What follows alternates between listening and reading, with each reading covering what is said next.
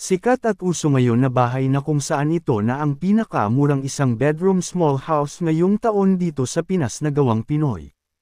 25K up to 50K pesos, Real Pinas nga pala. Subscribe para sa panibago pa nating upload.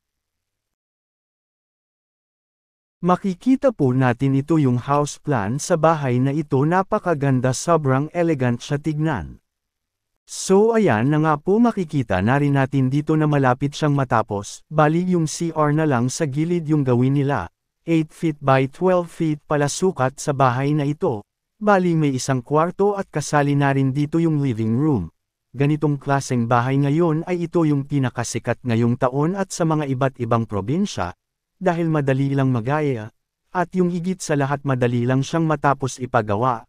At mga ilang araw lang paggawa nito ay pwede mo na agad malipatan, at yung pinakagandahan pa dito ay yung pag-budget sa ganitong bahay, ay mapasulit ka talaga. Sa budget mong 25K pesos, ay pwede nang masimulan at magkaroon na ng sariling bahay.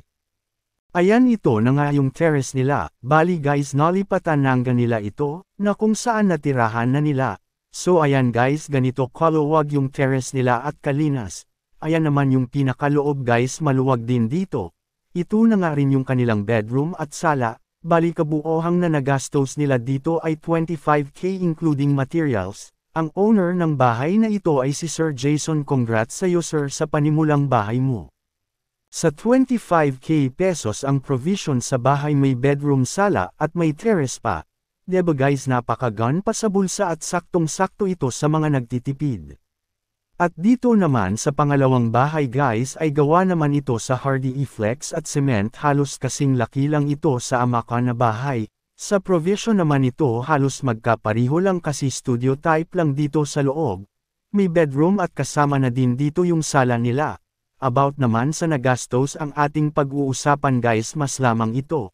Kasi umabot ito ng 50K pesos budget.